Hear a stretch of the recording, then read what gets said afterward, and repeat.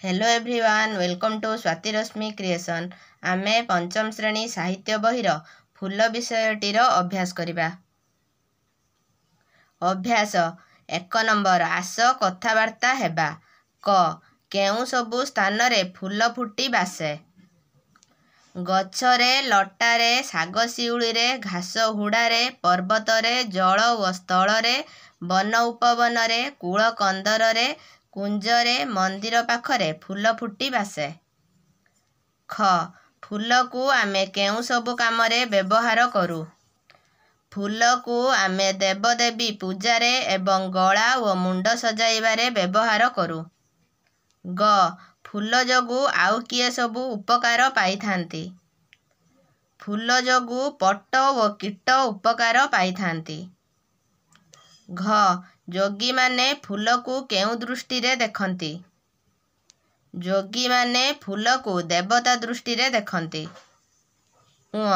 केउ माने फूल द्वारा आकृष्ट होइथांती। भंर व पशुपक्षी माने फूल द्वारा आकृष्ट हुअंती। 2 नंबर। पादर खाली अंश पूरण करिबा। क मु थाए पर्वते डैश।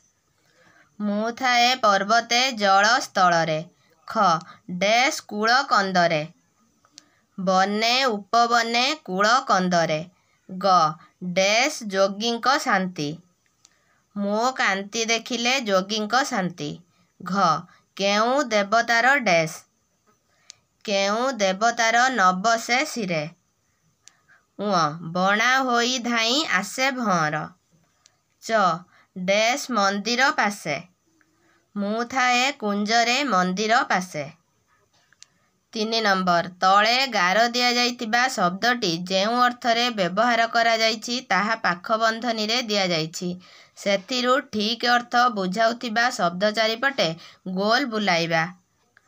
क मो बास गछरे लटा बुदारे। एठी बासर अर्थ हैला रहिबा स्थान।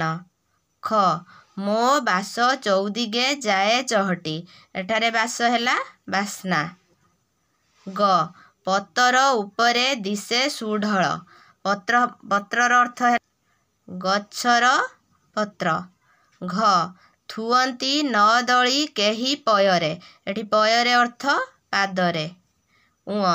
केउ देवतार न बसे सिरे। सिरे अर्थ मस्तकरे। 4 नंबर। पर्वत को कवितारे परबत लेखा जाई पारे। सेहीपरि तळे दिया जाइतिबा शब्दर पद्य रूप लेखिबा। निर्मल चौदिगे पत्र। निर्मल हैला निरिमल।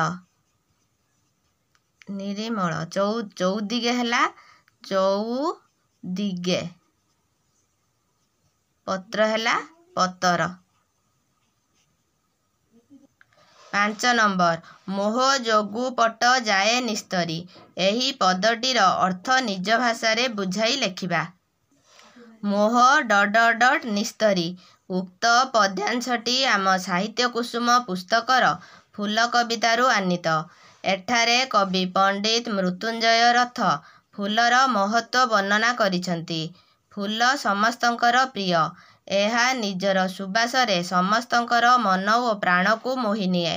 फूलर कांति देखि जोगी माने मध्य शांति पाआंती एवं ता देहरे देवतांकु देखि पारंती।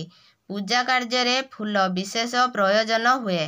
से देवतांक मस्तकरे लागी हुए। फूल जोगु पट मध्य देवतांक लागी होई उद्धार पाइथाए।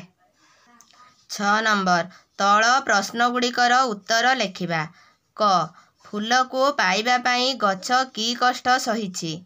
फूल को पाइबा पाई गछ हुड़ा पर्वत जल वन उपवन ओ कंदरे प्रतिकूल परिवेश रे कष्ट सही बंचिछि। ख पवन केतेबेले महकी थाए। जेतेबेले फूलर सुबास चौदिगरे चहटी जाए सेतेबेले पवन महकी थाए। ग भंर बणा होई फूल पाखकु धाई आसे काहिंकी। फूलर सुबासरे बणा होई भंर फूल पाखकु धाई आसे। घ फूल जोगु आउ केउ क्षुद्र पदार्थर मर्यादा वृद्धि होइथाए। फूल जोगु पट्ट भଳି क्षुद्र पदार्थर मर्यादा वृद्धि होइथाए। ତୁମେ ଛୋଟ ଫୁଲଟିଏ ହୋଇଥିଲେ ସମାଜର କି ଉପକାର କରିଥାନ୍ତ ଲେଖ। ମୁଁ ଛୋଟ ଫୁଲଟିଏ ହୋଇଥିଲେ ସମାଜକୁ ମୋର ସୁବାସରେ ମହକାଇଥାନ୍ତି। 7 ନମ୍ବର। କ ସ୍ତମ୍ଭରେ ଥିବା ଶବ୍ଦ ସହିତ ଖ ସ୍ତମ୍ଭର ଯେଉଁ ଶବ୍ଦର ସମ୍ପର୍କ ଅଛି ତାକୁ ଗାର ଟାଣି ଯୋଡ଼ିବା ଓ ଯେଉଁ ନୂଆ ଯୁଗ୍ମ ଶବ୍ଦଟି ହେଲା ତାକୁ ବାକ୍ୟରେ ବ୍ୟବହାର କରିବା। ଲଟା ବୁଦା, ଶାଗ ଶିଉଳି, ଜଳ ସ୍ଥଳ, ବନ ଉପବନ, ସଞ୍ଜ ସକାଳ, ଖରା ବର୍ଷା, ପଶୁ ପକ୍ଷୀ। ଲଟା ବୁଦା। ଲଟା ବୁଦାରେ ବିଭିନ୍ନ ପ୍ରକାର ଫୁଲ ଫୁଟେ। ଶାଗ ଶିଉଳି। ଶାଗ ଶିଉଳିରେ ମଧ୍ୟ ଫୁଲ ଫୁଟିପାରେ। ଜଳସ୍ଥଳ। ଜଳସ୍ଥଳରେ ବେଙ୍ଗ ବଞ୍ଚିପାରେ। ବନ ଉପବନ। ବସନ୍ତ ଋତୁରେ ବନ ଉପବନ ଫୁଲରେ ଭରି ଉଠେ। ସଞ୍ଜ ସକାଳ। ମୁଁ ସଞ୍ଜ ସକାଳେ ପ୍ରାର୍ଥନା କରେ। ଖରା ବର୍ଷା। କୃଷକ ଖରା ବର୍ଷା ସହି କ୍ଷେତରେ କାମ କରେ। ପଶୁ ପକ୍ଷୀ। ବଣରେ ପଶୁପକ୍ଷୀମାନେ ନିର୍ଭୟରେ ରହନ୍ତି।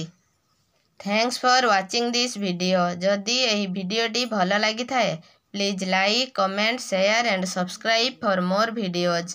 Thank you.